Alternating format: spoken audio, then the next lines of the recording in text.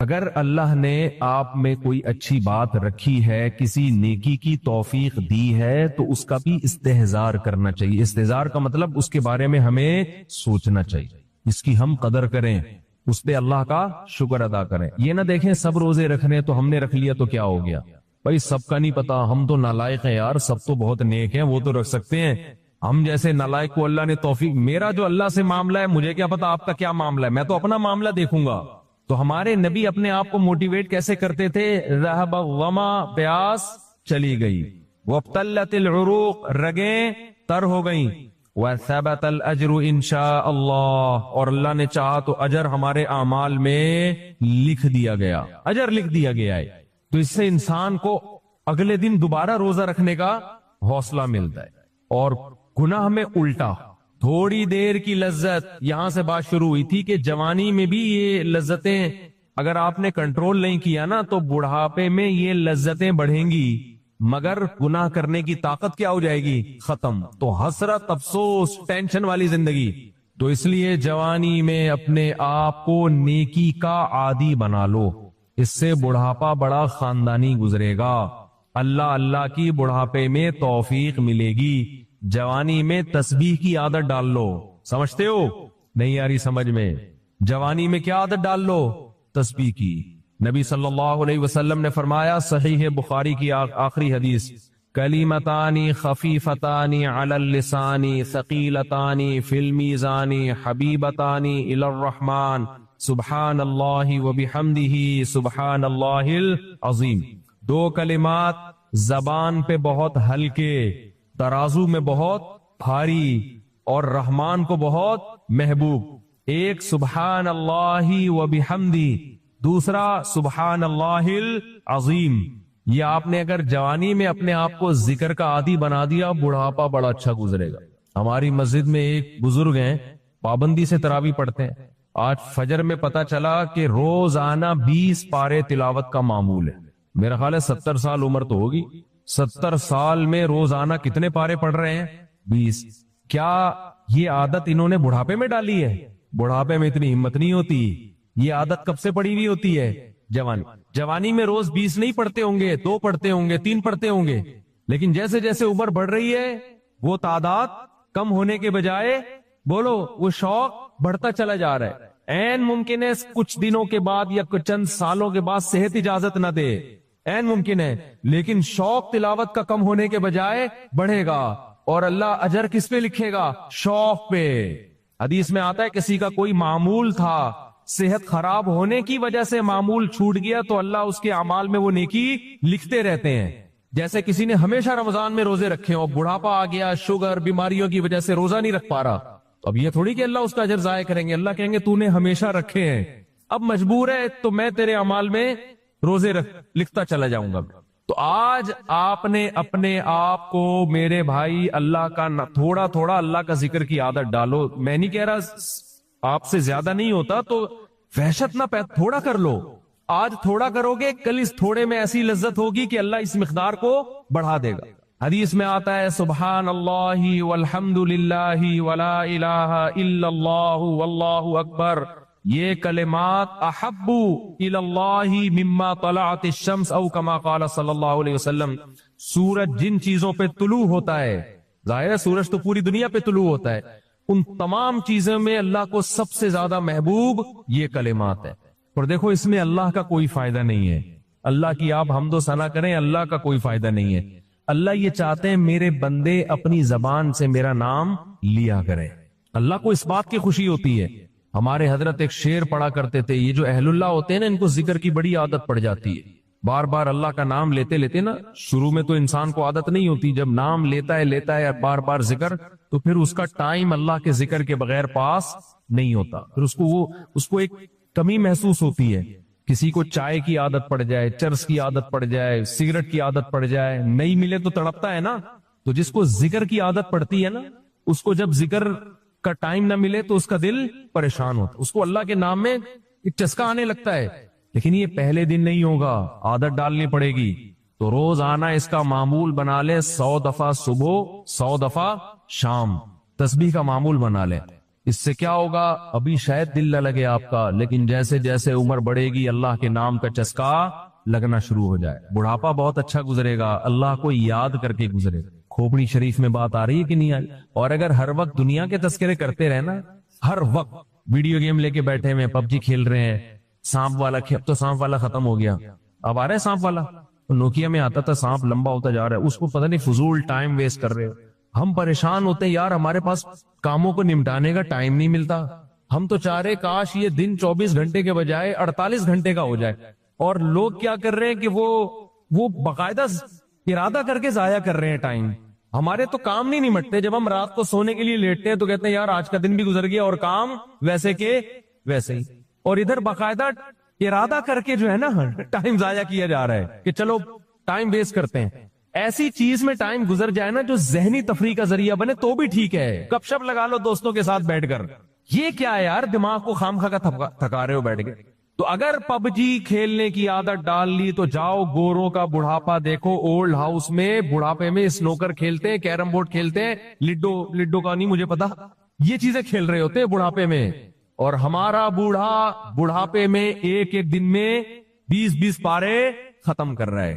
سمجھتے ہو کہ نہیں؟ وہ نماز میں دل بہلا رہا ہے، وہ تہجد میں اس کا ٹائم گزر رہا ہے، کوئی ویڈیو نہ بنائے، لکھا ہوا ہے نا۔ تو یہ کیسی عجیب بات ہے، آپ جائیں وہاں، ایک صاحب نے مجھے کہا کہ میں نے یورپ میں بڈھی عورتوں کو دیکھا، بڈھی عورتیں 5-6 بڈھی عورتیں بیٹھی ہوئی اور جوا کھیل رہی ہیں، تاش کھیل رہی ہیں۔ کہہ رہے مجھے یاد آیا یار ایک ہماری بوڑھی ہیں، ہماری بوڑھی عورتیں مصلے پہ بیٹھی ہوتی ہیں، اللہ اللہ کر رہی ہوتی ہیں، آخری وقت اللہ کا نام لے کے گزار رہی ہوتی ہیں، اور ایک ہی بڑھیاں ہیں اور کیا کھیل رہی ہیں؟ تاش کے پتے۔ اچھا لگتے ہیں بڑھاپے میں یہ؟ ہمارے بوڑھے کو دیکھو، آدمی کا دل چاہتا ہے اس سے دعا کروائے کہ بابا جی میرے بھی سر پہ ہاتھ رکھ دو۔ جو تاش کھیل رہی ہو بیٹھ کے اس بڈھی سے دل چاہے گا؟ اسے تو آدمی نصیحت کرے گا کچھ اور کر لے، تھوڑے دنوں میں اتنا راشا آئے گا نا ہاتھوں میں تھوڑے دنوں میں کہ ایک پتے کے بجائے 2 گر رہے ہوں گے، 2 پتے ایک ساتھ گر رہے ہوں گے۔ تو اس لیے کارآمد بنا لو، کچھ تھوڑا بہت اللہ کا نام لے لیا کرو، تمام دوائیں بچوں کی پہنچ سے دور رکھو۔ آپ نے ایک اصطلاح سنی ہوگی نا، تصوف، سنا ہے نا یہ لفظ تصوف کا؟ صوفی، تصوف، بہت سے لوگ کہتے ہیں تصوف کچھ بھی نہیں ہوتا، قرآن و حدیث میں کہاں تصوف کا لکھا ہوا ہے۔ یہ تصوف ہے کیا؟ جب اسلامی سلطنتیں دنیا میں پھیلی ہیں تو لوگوں کے لیے دین پہ چلنا آسان ہو گیا اور دین کی مخالفت مشکل ہو گئی، سمجھ رہے؟ کیونکہ ہر جگہ اسلامی حکومت ہے، چوری کرنا مشکل، زنا کا کوئی موقع ہی نہیں ہے، نکاح کرنا آسان، داڑھی رکھنا آسان، نماز پڑھنا آسان۔ تو صحابہ کے دور میں جو قربانی دے کے ایمان لانے والے لوگوں کی اصلاح دل کی ہوتی تھی، وہ اصلاح لوگوں کی ہونا بند ہو گئی۔ اب ایک عادت پڑ جاتی ہے نا کسی چیز کی تو وہ رگڑے نہیں لگتے۔ تو صوفیاء کرام نے کیا کیا کہ بھئی مصنوعی مجاہدے کروانا شروع کروائے۔ ہر چیز کا ایک علاج ہوتا ہے نا کہ بھئی یہ عمل کیا جائے گا تو یہ کام ہو جائے گا۔ تو انہوں نے کیا کیا؟ انہوں نے کہا کہ انسان ولی اللہ اس وقت تک نہیں بن سکتا جب تک 2 چیزوں کی محبت اس کے دل سے نہیں نکلے گی، اس وقت تک اللہ کی نہیں آ سکتی۔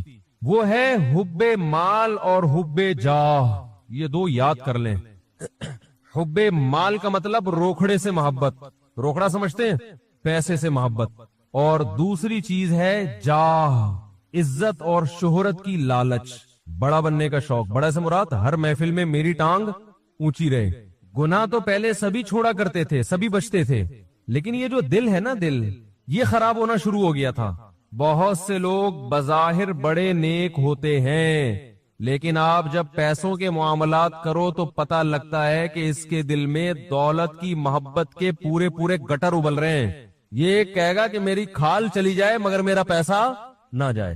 تو صوفیاء کرام اس کی کوشش کرتے تھے، جیسے میڈیکل سائنس میں ڈاکٹرز ہوتے ہیں نا، پہلے تو ڈاکٹر نہیں ہوا کرتے تھے، یعنی یہ میڈیکل سائنس نے اتنی ترقی نہیں کی تھی، ڈاکٹر تو ہمیشہ سے حکیم ہوتے تھے پہلے۔ لیکن اب کیا ہے کہ بہت سارے تجربوں کے بعد دوائیں ایجاد ہو گئیں، بھئی دماغی طاقت کے لیے، یہ فلانی بیماری کے لیے۔ ابھی کرونے کے تجربے سے گزر رہے، تب ہو سکتا ہے اگلے سال کوئی دوا ایجاد ہو جائے، لیکن وہ ایجاد ہونے میں بھی کئی لوگوں کے تجربے ہوں گے پہلے۔ تو ایسے ہی باطن کی اصلاح کے لیے اہل اللہ نے کیا کیا کہ انہوں نے کہا کہ بھئی یہ ظاہری طور پر تو نیک بن جاتے ہیں، نماز پڑھ لیتے ہیں، زکوٰۃ بھی دے لیتے ہیں، اور جو ٹوٹے پھوٹے شریعت کے احکام ہیں وہ بھی کر لیتے ہیں، لیکن اندر سے معاملہ کیا ہو رہا ہے؟ خراب۔ اور اسلام نام ہے ظاہر اور باطن۔ یہ جو 6 فٹ کا 5.5 فٹ کی باڈی ہے اس کو بھی ٹھیک کرو، اور اندر سے دل کو بھی ٹھیک کرو۔ اور اس باڈی کے اور اندر کے دل کے ٹھیک ہونے میں فرق کیا ہے؟ اوپر سے باڈی صرف ٹھیک ہو جائے نا، اندر سے حساب ٹھیک نہ ہو، سکون تو ملے گا ہی نہیں، سوال ہی پیدا نہیں ہوتا۔ اور باڈی بھی ہر وقت اس بات کا امکان رہے گا کوئی غلط کام شروع کر دے، اور اندر کے سیٹ اپ کو درست کر لیا نا تو ایسے ہے جیسے GHQ پہ قبضہ ہو گیا۔ بھائی جب بغاوت ہوتی ہے، ماشاء اللہ آتا ہے، فوج اقتدار سنبھالتی ہے، تو سب سے پہلے کہاں قبضہ ہوتا ہے؟ یعنی سارا کنٹرول GHQ کا آ جاتا ہے نا۔ جتنے بھی میڈیا کے ذرائع، جنرل مشرف نے نہیں جب وہ کیا تھا سارا، تو جتنے بھی پیک کے عہدے ہیں، پیک ایسے مقامات ہیں، حساس ادارے، سب سے پہلے ان کو کنٹرول میں لیا جاتا ہے۔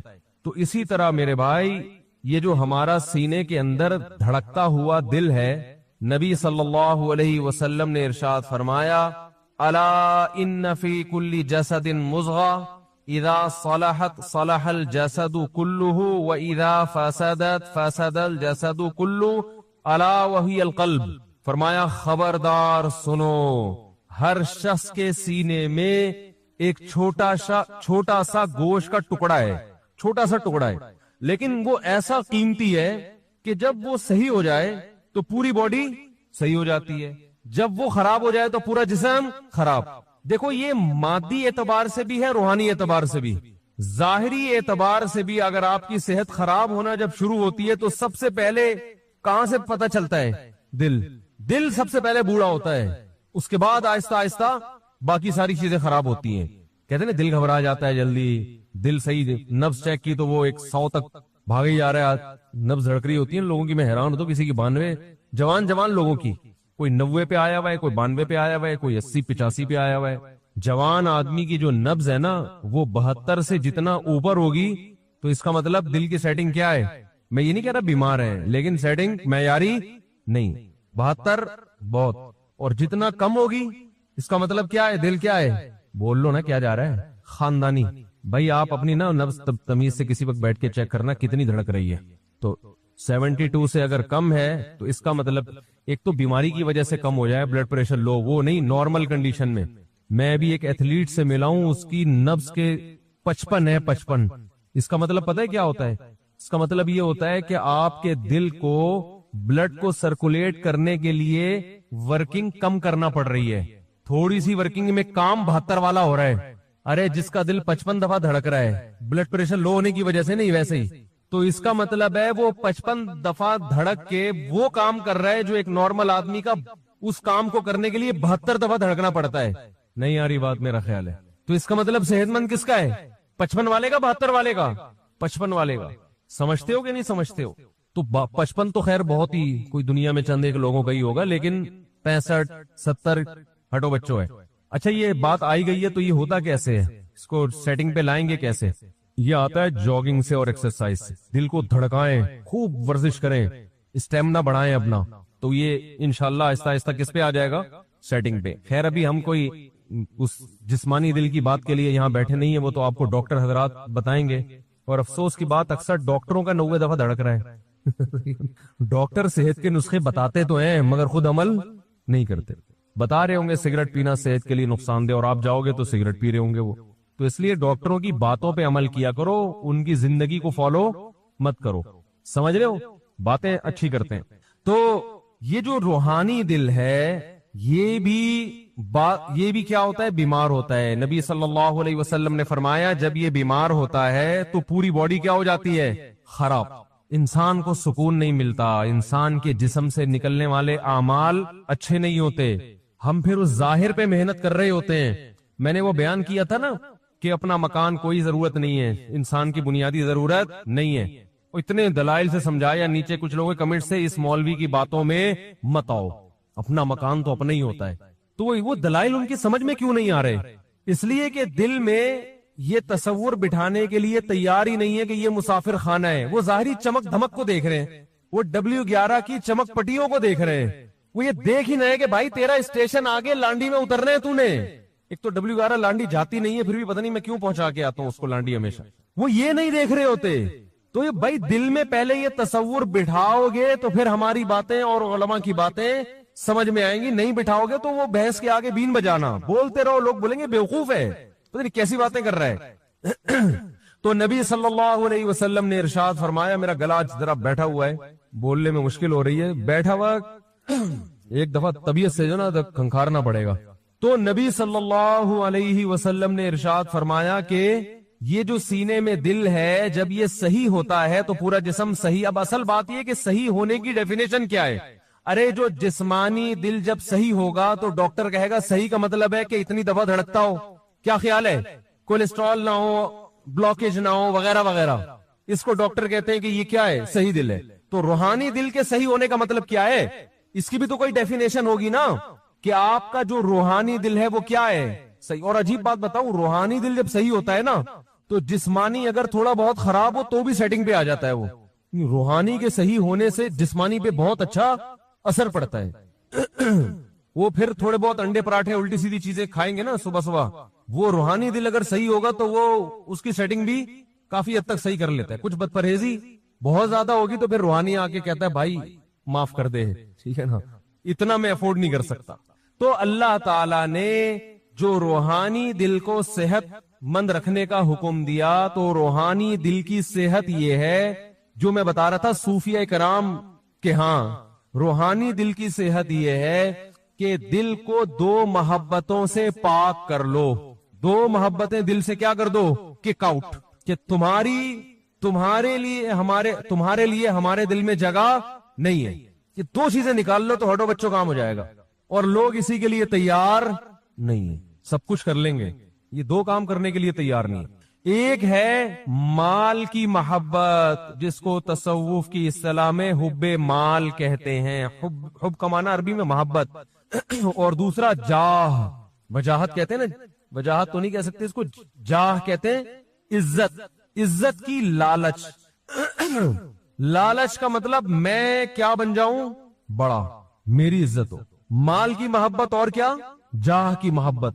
آپ کہہ سکتے ہیں کہ بھائی مال کی محبت تو ایک فطری چیز ہے, کیا خیال ہے بھائی, پیسے سے اگر ہر اچھی چیز سے محبت ہوتی ہے کہ نہیں ہوتی ہے, کیا خیال ہے بھائی؟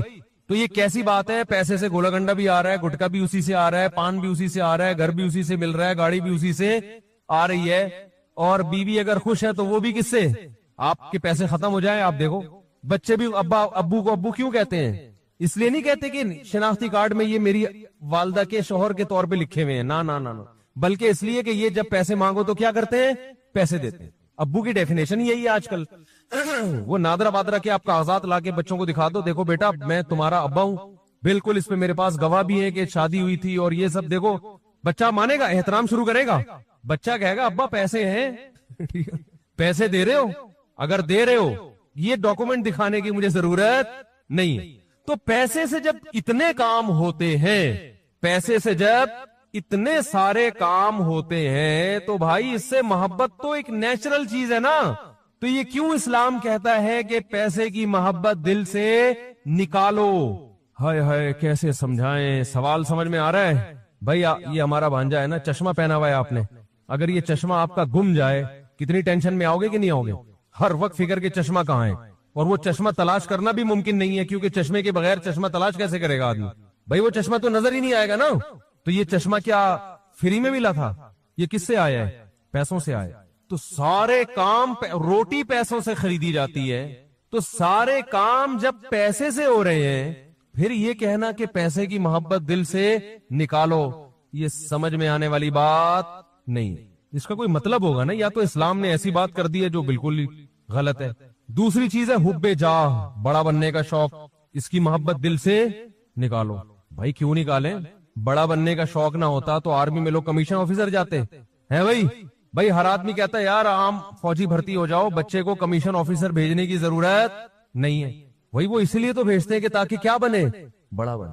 لوگ کسی کو آپشن دیا جاتا کہ ڈاکٹر بنانا ہے یا ٹماٹر بیچنے ہیں, اگر آپشن دیا جائے تو ہر آدمی کیا چاہے گا, میرا بچہ کیا بنے, ڈاکٹر بنے. خود بھی چاہے گا کیا بنوں, کیونکہ اس کی عزت بولو بھائی زیادہ. تو بڑا بننے کا شوق ہے, پھر تو کوئی سیاستدان الیکشن میں نہیں کھڑا ہو کیونکہ اس کو وزیر اعظم بننے کا شوق ہے. وزیر اعظم تو بڑا ہوتا ہے, تو بڑا بننے کا شوق ہے تو اس کو تو ووٹ ویسے ہی نہ دو, اس کو بڑا بننے کا شوق ہے. پھر کس کو دے بھائی؟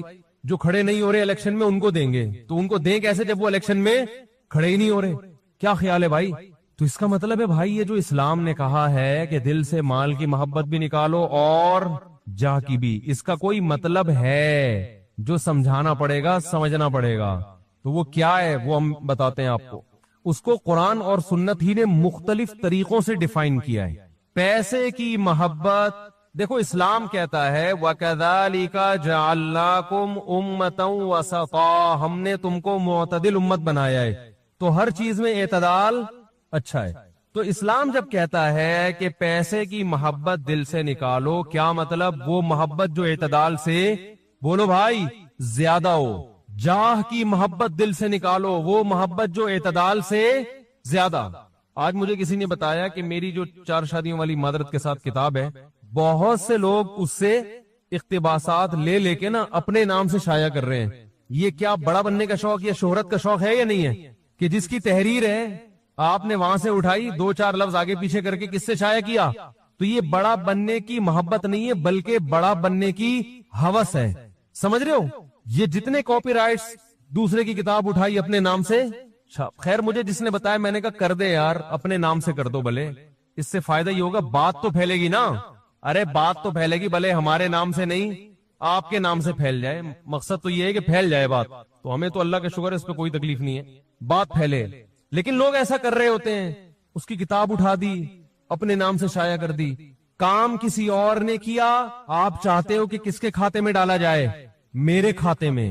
وَيُحِبُّونَ أَن يُحْمَدُوا بِمَا لَمْ يَفْعَلُوا. اللہ نے فرمایا جو اہل کتاب تھے نا, ان کے علماء میں جو خرابی آئی ہے, بڑی خرابی یہ تھی یہود و نصارہ کے علماء میں کہ وہ یہ چاہتے تھے کہ کسی اور کا کام بھی کس کے کھاتے میں ڈالا جائے؟ ہمارے کھاتے میں. جو کام ہم نے نہیں کیا اس پہ بھی لوگ ہماری تعریفیں کریں. سمجھ میں آ رہی ہے بات کہ نہیں آ رہی ہے؟ تو ہم میں سے ہر شخص دولت سے بھی محبت کرتا ہے, لیکن اتنی نہیں جتنی شریعت نے اجازت دی ہے, اس سے زیادہ. ہم میں سے ہر شخص بڑا بھی بننا چاہتا ہے اور بڑائی کا شوق بھی ہوس کی حد تک پہنچا ہوا ہے. اس لیے بڑا بننے کے لیے جائز طریقے نہیں بلکہ غیر اخلاقی, غیر شائستہ طریقے اختیار کرنا شروع کر دیتے ہیں. کچھ طریقے ناجائز نہیں ہوتے مگر غیر اخلاقی ہوتے ہیں, وہ بھی غلط ہیں. دیکھو آپ نے دکانداروں کو دیکھا ہوگا کہ آپ کسی مارکیٹ سے گزرے تو گزرنا عذاب بن جاتا ہے, پیچھے تک آ رہے ہوتے ہیں. دیکھا ہوگا نا کپڑا بیچنے والا, او بھائی آپ جا رہے ہیں, ہاں صوفی صاحب ذرا 2 منٹ بات سن لیں, بیٹھے تو صحیح, یا کرسی لے کر آوے, بیٹھے تو صحیح. او بھائی میں اپنے کام سے جا رہا ہوں, سر آپ بیٹھے تو صحیح.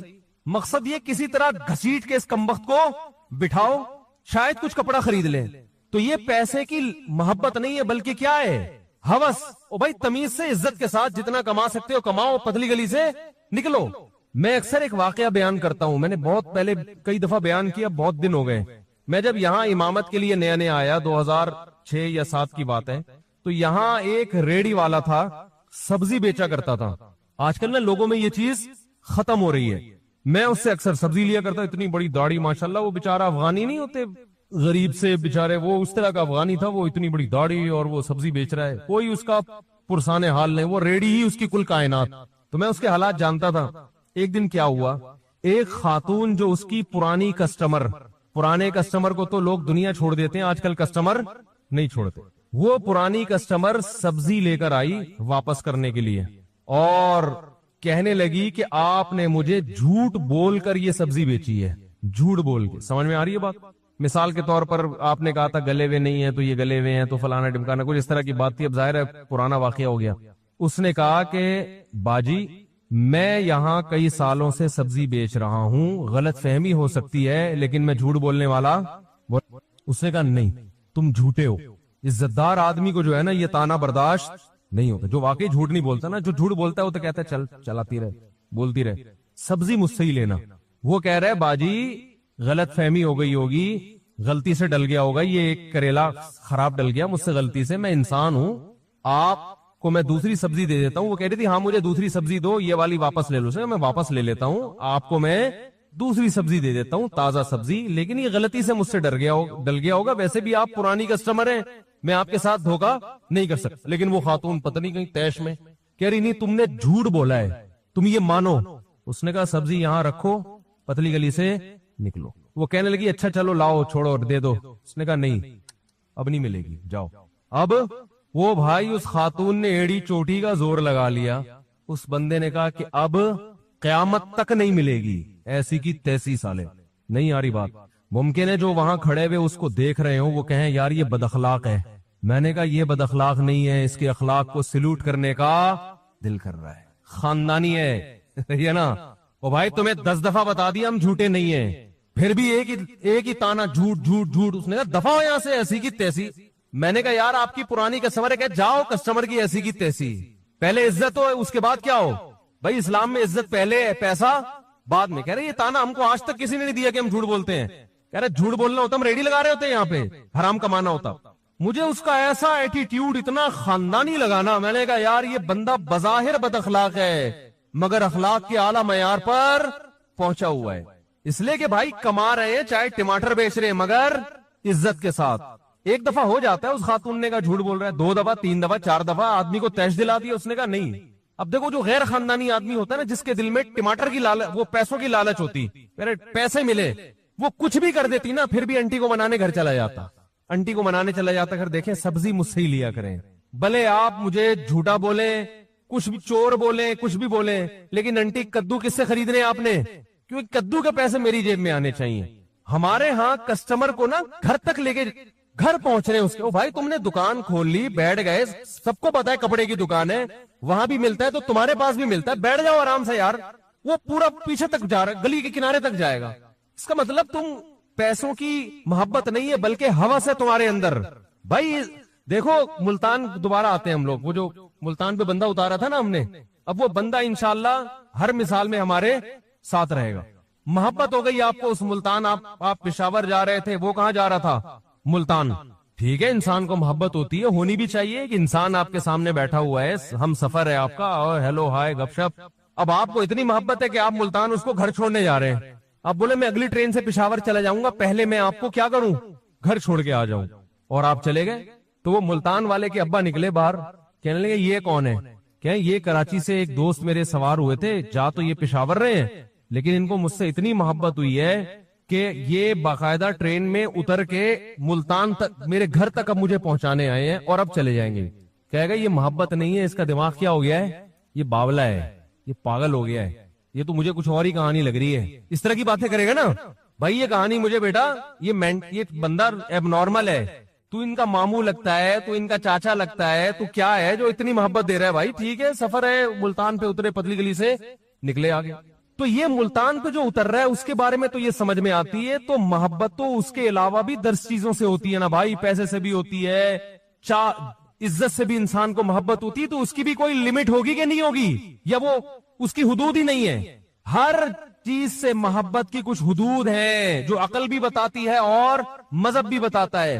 اگر وہ محبت حد سے تجاوز کرے گی تو وہ محبت نعمت کے بجائے عذاب اور ایب نارملٹی بن جائے گی وہ, اور اس پہ قیامت میں سزا ملے گی آپ کو. ایسے ٹوپیاں کرا رہے ہوتے ہیں آپ, دیکھو نا دکانداروں کو کیسے بات کرتے ہیں اپنا مال بیچنے کے لیے. ایسے تمہید شروع کرے گا, ایسے شروع کرے گا. ابھی میں نے منڈی میں کچھ اجتماعی جانور خریدنے تھے تو تجربے ہوئے, بندہ ایسے لگتا ہے جیسے اس سے زیادہ نیک دنیا میں کوئی ہے ہی نہیں. وہیں سے ٹوپی شروع. تو عزت کے ساتھ جتنا پیسہ آ جائے, عزت کے ساتھ اس پہ انسان اللہ کا شکر ادا کرے, ہوس نہ کرے. دیکھو ہوس کی ایک اور علامت بتاؤں. ہوس کی ایک علامت یہ ہے کہ دوسرے کی جیب پہ نظر. آپ کے ساتھ اٹھنے بیٹھنے والا, آپ کے تعلق والا آدمی کو کروڑوں روپے کا مالک بن گیا, ایک دم آپ کے ذہن میں خیالات آنا شروع ہو گئے کہ یہ مجھے تھوڑا سا کیا کر دے, ہدیہ دے. میں ایک بات آپ کو یہ بھی بتاؤں کہ لوگ اپنی آمدن جو کسی دوسرے کو بتاتے نہیں ہے نا, اس میں ان کو ڈر ہوتا ہے کہ یہ مجھ سے پیسے مانگ لے گا. یہ معاشرے کے خراب ہونے کی علامت ہے کہ کوئی بھی آدمی اپنی کھل کے آمدن کسی کو بتانے کے لیے تیار نہیں ہے. اس کا مطلب کیا ہے, معاشرے میں خرابی کیا ہے, زیادہ ہے. بتا کیوں نہیں رہے, مانگے گا پیسے. نہ لوگ دینداروں کو بتاتے ہیں اپنی آمدن. بینک اکاؤنٹ کتنے سے سیکیور ہوتے ہیں نا, ارے آپ بینک میں مینیجر کو فون کرو، یار میرے پڑوس میں یا میرا بڑا بھائی ہے بہت نیک آدمی ہے، ذرا بتانا اس کے اکاؤنٹ میں کتنے پیسے. ابا فون کرے نا بینک میں کہ میرے بیٹے کے اکاؤنٹ میں کتنے پیسے، بینک والا بتائے گا؟ اللیگل ہے، نہیں بتائے گا. آپ ٹیڑھی چوٹی کا زور لگا دیں وہ نہیں بتائے گا آپ کو، بھائی اللیگل ہے، کیس ہو جائے گا میرے خلاف. تو اتنا سیکیور کیوں رکھا جاتا ہے؟ ان کی اور بہت ساری وجوہات ہیں، ان میں ایک بڑی وجہ یہ ہے کہ ہر آدمی چاہتا ہے میری پینٹ میں جتنے پیسے ہیں دوسرے کو پتا نہ چلیں. مانگے گا کمبخت، نظر لگا کے بیٹھ جائے گا، حق نہیں دے گا میرا. میں نے ایک دفعہ ہدیوں پہ بیان کیا کہ ہدایہ دیا کریں. ایک خاتون بیچاری کی کمبختی آ گئی میرے بیان سن کے، اس نے لفافے میں کچھ پیسے ڈال کے اپنے بڑے بھائی کو ہدیہ دے دیا. حالانکہ اس بیچاری کی آمدن نہیں تھی. اس نے کہا رشتہ داری جوڑنی چاہیے. میرے پاس ان محترمہ کا فون آیا کہ میری وراثت میرا بڑا بھائی دینے کا فیصلہ کر چکا تھا. اس نے کہا تمہارے پاس تو بہت پیسہ ہے لہذا وراثت کو اور زیادہ ڈیلے. ہم تو سمجھتے تم محتاج ہو، تم تو ہدیہ بانٹتی پھر رہی ہو. کیا کریں یار، کیسے سمجھائیں میرے بھائی، یہ ہو رہا ہے. آپ ہدیہ دے کے دیکھو، آپ کے رشتہ دار آپ کے ساتھ تعاون ختم، بولیں گے تو بہت پیسے والا ہے. بھائی ارے تم تعاون کر رہے تھے، پیسے والا ہے یا نہیں ہے، تم تو بہن بھائی ہونے کی وجہ سے کر رہے. اور اس کی وراثت تو وہ کروڑ پتی ہو یا زیرو، اس کا حق تو اس کو دینا پڑے گا نا. وراثت کس بیس پہ آپ قبضہ کر کے بیٹھے ہوئے ہو؟ نہیں یار یہ بات کیا کریں یار. معاملہ کر کے دیکھے پیسوں کا کسی کے ساتھ، وہ کہے گا تمہیں ضرورت کیا ہے پیسوں کی. او بھائی تو نے جب میرا تیرے سے ایگریمنٹ ہوا ہے تو تجھے اس سے کیا واسطہ کہ مجھے ضرورت ہے یا نہیں ہے. نہیں دیتے لوگ پیسہ، بھائی اس کے پاس تو بہت پیسہ ہے، پیسے ہدیہ دو نا، پیسہ دینا چھوڑ دیں گے آپ کو. تو میں نے اس خاتون سے کہا، میں نے مجھے بیان میں نا اس تجربے کے بعد ایک لفظ آئندہ کے لیے ایڈ کروں گا میں کہ بہنوں کو چاہیے بھائیوں کو ہدیہ دیں، بشرطے کہ بھائی غیر خاندانی بولو نہ ہو. خاندانی بھائی ہوگا نا، جب بہن ہدیہ دے گی قبول کرے گا، بولے گا بھائی اس کا تو بڑا ظرف ہے، پیٹ کاٹ کے ہدیہ دے رہی ہے، ڈبل کر کے لوٹائے گا. وہ بولے ایسے خاندانی لوگوں پہ تو خرچ کرنے کا مزہ آتا ہے، بھکاریوں پہ خرچ کرنے میں تھوڑی مزہ آتا ہے. میرا اپنا معمول ہے، میں بار بار کہتا ہوں بھائی ممبر پہ بیٹھ کے تعریفیں نہیں کرنی چاہیے، ہم تعریف کے قابل بھی نہیں ہیں، لیکن کچھ چیزیں اپریشیٹ کرنے کے لیے نا بتانی پڑتی ہیں تاکہ لوگوں کو حوصلہ ملے. باقی ظاہر ہے میں انسان اپنی خامیاں تھوڑی بیان کرتا ہے، تو اس لیے زیادہ یہ نہ سمجھا کریں پتہ نہیں کتنے پہنچے ہوئے بزرگ ہوں گے. میں جب کسی کو ہدیہ دینے کا ارادہ کروں نا اور مجھے یہ ہو کہ یہ بیچارہ محتاج ہے اور سفید پوش ہے، پھر میں جب اس کو ہدیہ دوں اور وہ نہ لے تو میں اس سے کہتا ہوں کسی کے باپ میں انشاءاللہ وہ دم نہیں ہے کہ میں تجھے دے رہا ہوں اور تو نہ لے. لڑائی ہے، کیونکہ ایسا آدمی ہمیں چاہیے، بھیکاری نہیں چاہیے. کمبخت کسی کو کوئی چیز دے دو نا، وہ ایسے، وہ میں نے بتایا تھا نا ایک ماسی کو 5,000 روپے دے دیے میں نے کچھ دن پہلے. اس کو بولا محترمہ یہاں سے پتلی گلی سے نکل لو. مجھے پتا تھا یہ 500 مانگ رہی تھی، ہم نے دے کتنے دیے 5,000، تو اس لیے کہ بیچاری خوش ہو جائے. مجھے اندازہ تھا اب یہ دھرنا مار کے بیٹھ، وہی ہوا، وہ جا ہی نہیں رہی. اگلے دن پھر آ گئی، پھر گھر میں گھس رہی ہے، پھر دیے پیسے. بھائی جان چھوڑو، نہیں بھائی اب تو جتنا دو گے اتنا.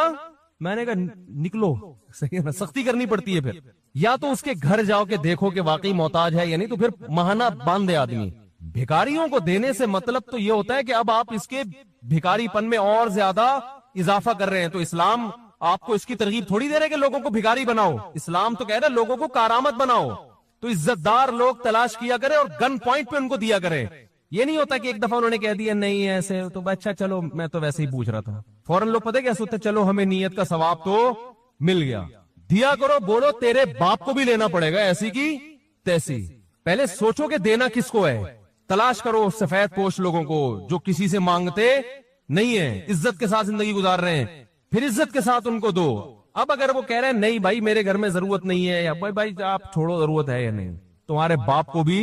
یہ اصل میں باپ جب تک نہیں ہو بات بنتا. آپ کہیں لوگوں میں مجھ پتہ نہیں کیا ممبر بیٹھ کے باپ کی باتیں لگا کے رکھی ہوئی ہے، اس کے بغیر چلتا نہیں ہے نا معاملہ. یہ جب بولو گے تو پھر وہ لے گا، بولے گا بھائی یہ تو تیش میں آیا ہوا ہے. تو ہم لوگ خود بھکاری بنا رہے ہیں لوگوں کو. جو سفید پوش ہیں ان کو دیتے نہیں ہیں، اور جو بھکاری ٹائپ کے لوگ ہیں ہر بھائی یہاں سے یہ مل جائے وہاں سے وہ مل جائے، ان کو دے دے کے اور کیا کر دیتے ہیں، بگاڑ دیتے ہیں، ان کو خراب کر دیتے ہیں. یہاں ایک دفعہ کچھ مزدور آئے ہوئے تھے، مسجد کا گڑھا کھود رہے تھے نا، رمضان میں روزہ رکھ کے کنواں کھود رہے ہیں. میں نے ان کی حالت دیکھی، میں نے کہا یار یہ واقعی مستحق ہے. یہ کیا ہے؟ واقعی مستحق. تو میرے پاس رمضان میں لوگوں کی طرف سے زکاتیں بھی آتی ہیں، کچھ اپنی زکات بھی تھی. میں نے ان کو کچھ پیسے گھر بلا کے بانٹ دی. خاندانی لوگ تھے، بھکاری اور منگتے نہیں. ایک ان میں منگتا نکلا، صحیح ہے نا، باقی تو دوبارہ آئے نہیں. ظاہر ہے وہ تو کہتے ہیں کہ جو اللہ کی طرف سے ایک نعمت مل گئی، ہم تو گڑھا کھود رہے تھے اور روزہ رکھ کے تو اللہ کی طرف سے ایک نعمت مل گئی. ایک کیا تھا؟ منگتا. 2-3 دفعہ آیا, میں نے کہا ہو سکتا ہے بیچارے کو واقعی ضرورت ہو, میں نے دوبارہ تعاون کر دیا, کیونکہ بعض دفعہ ہوتے ہیں گھریلو حالات.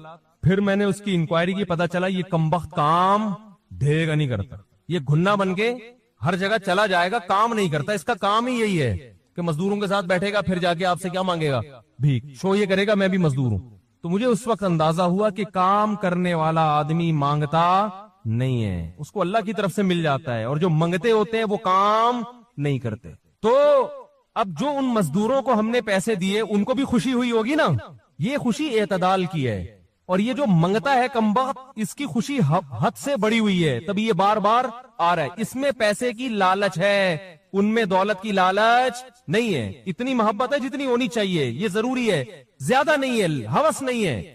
تو بھائی دیکھو, ایک چیز کا بہت اچھی طرح اہتمام کر لو.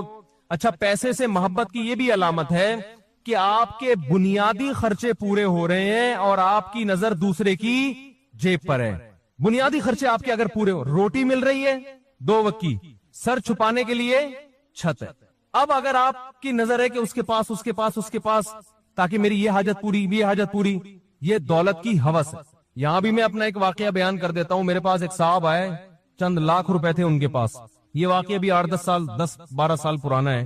2 لاکھ روپے, 2 یا 3 لاکھ روپے, 10-12 سال پہلے 2 لاکھ روپے ٹھیک ہے بہت زیادہ ویلیویبل نہیں تھے, لیکن اتنی کم ویلیو بھی نہیں تھی جتنی آج ہے.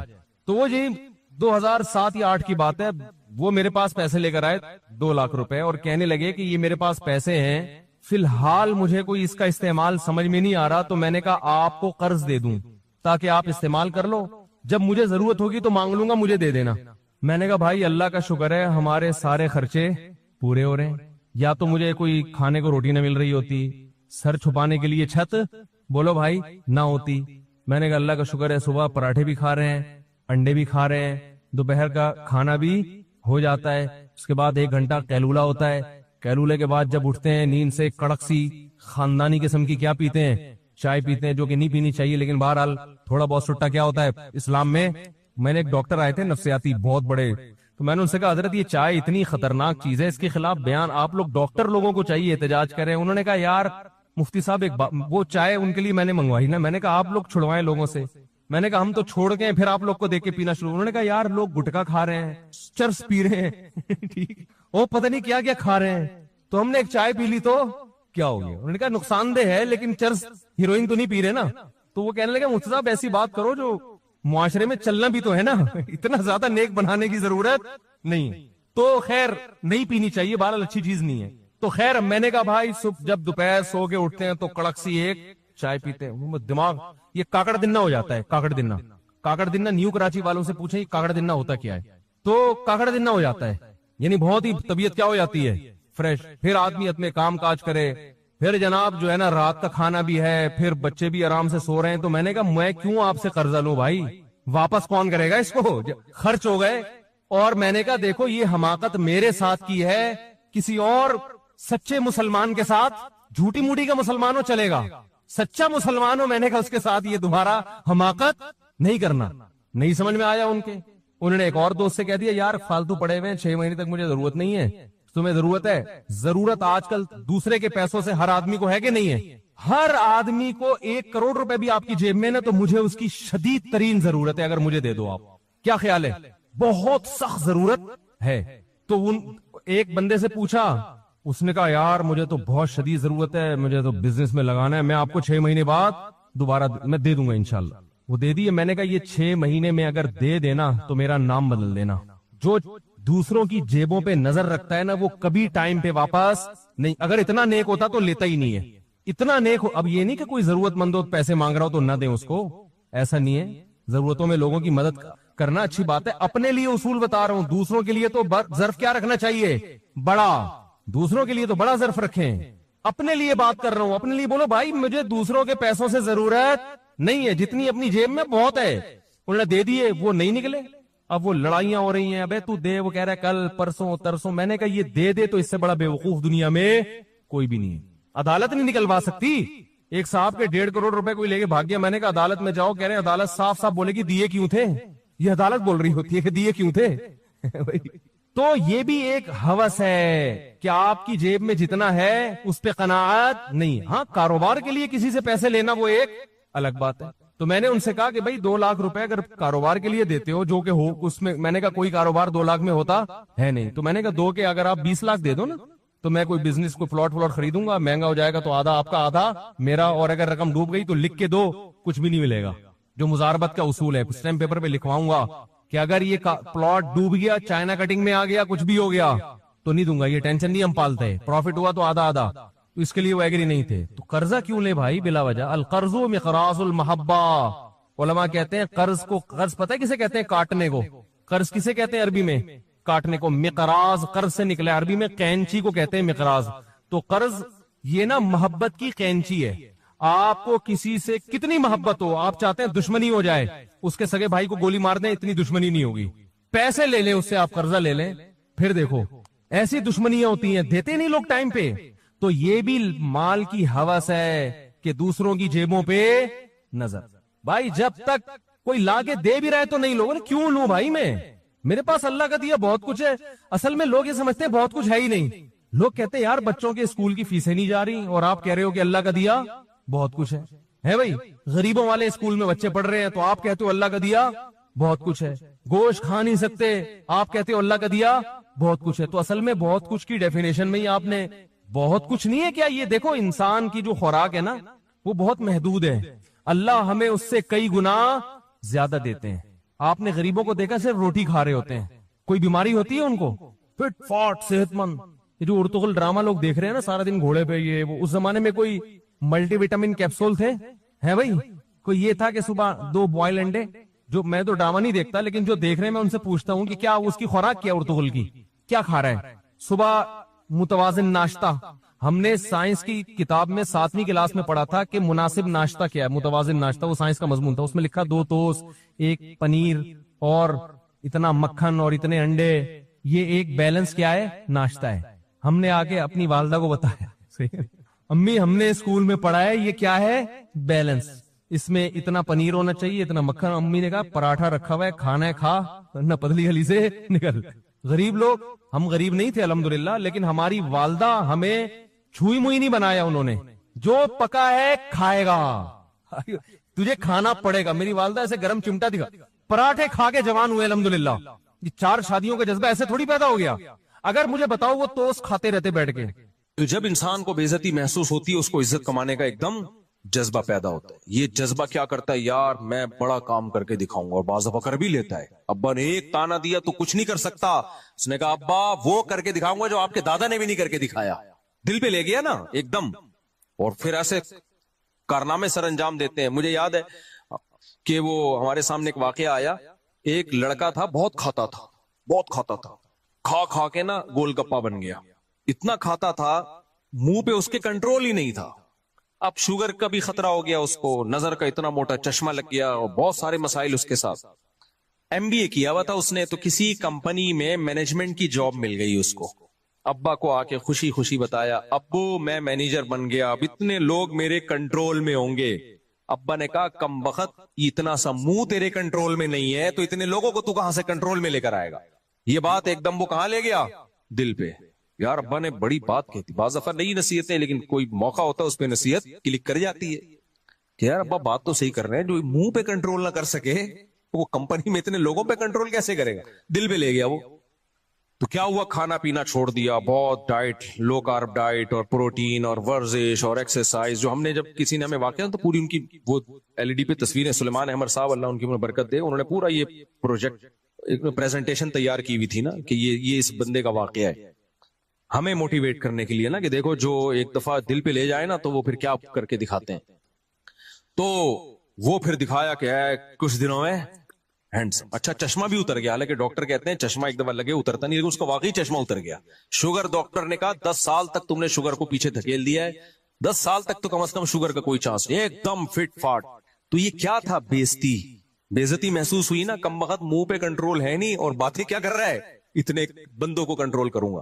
تو انسان کے دل میں اللہ نے بہت ساری امنگیں رکھی ہیں. بے عزتی کوئی نہیں چاہتا, سب عزت چاہتے ہیں. بعض دفعہ عزت کے حصول میں اچھے کام کر لیتا ہے, بعض دفعہ کسی کی محبت میں آ کے اچھے کام کر لیتا ہے, بعض دفعہ غیرت میں آ کے اچھے کام کر لیتا ہے, بعض دفعہ کوئی لالچ ہوتی ہے اس میں آ کے بہت کچھ کر لیتا ہے. تو بہت کچھ ہو سکتا ہے اگر یہ خواہشات ہمارے دل میں ہوں, اور جن کے دل مردہ ہو چکے ہوتے ہیں, خواہشات ہی نہیں ہیں ان کے دل میں, تو ان میں آگے بڑھنے کا جذبہ ختم, وہ مرداروں کی طرح پڑے رہتے ہیں. تو شریعت یہ نہیں چاہتی ہے. البتہ ہوتا کیا ہے کہ یہ خواہشات, یہ جذبے آپ کو ایک سمت میں اسپیڈ کے ساتھ دھکیلتے ہیں.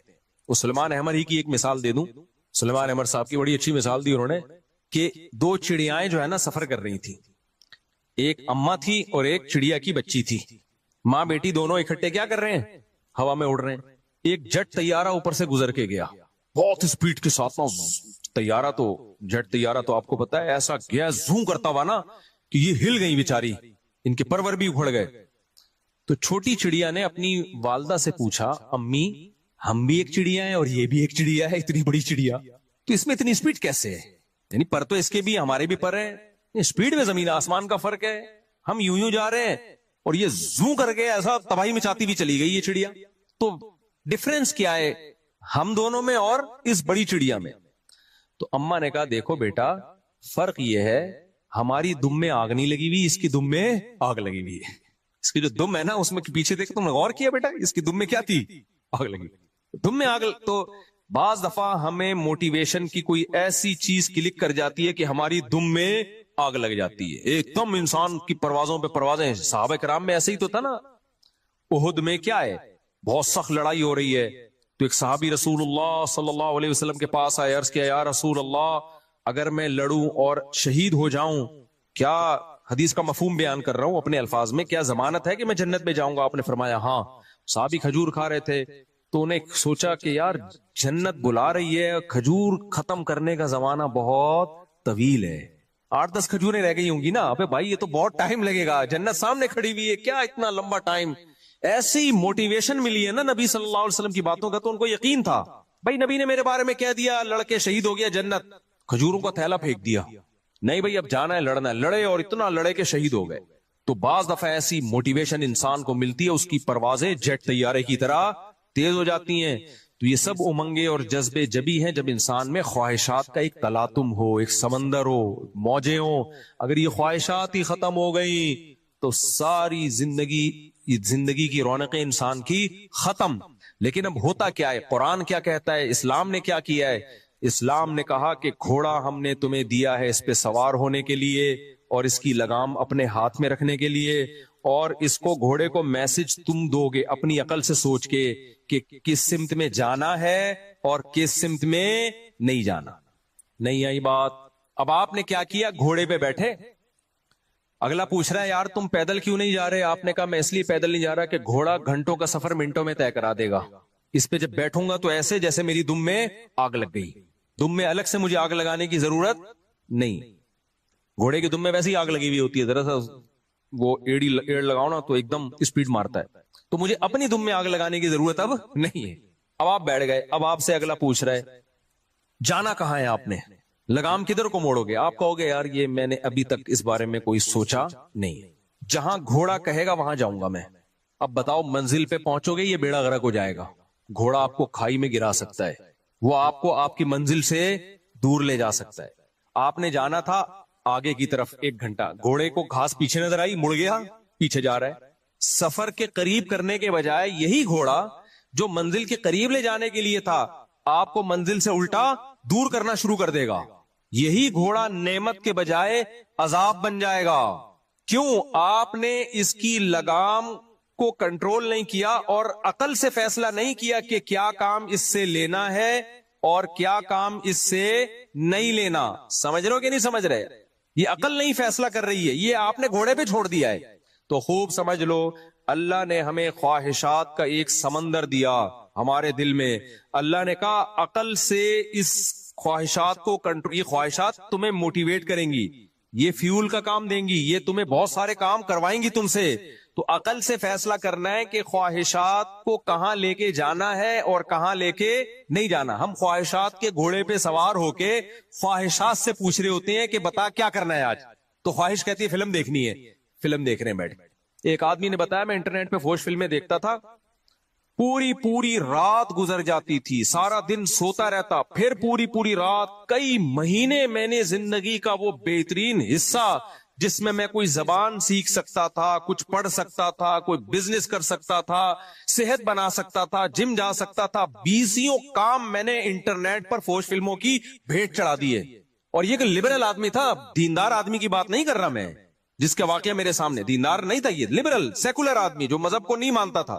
کہہ رہے میں نے کہا یار مذہب میں حرام ہو یا نہ ہو, کہہ رہے میں مذہب کو نہیں کو فالو کرتا, لیکن اس سے زندگی کا بیڑا غرق ہو رہا ہے. کہہ رہے میں نے ایسا عزم کیا کہ وہ کام کر کے دکھایا جو آج نوجوانوں سے, جس کو جب کہا جاتا ہے نا فوش فلمیں دو چھوڑ دو, کہہ رہے ہمارے لیے ممکن نہیں ہے.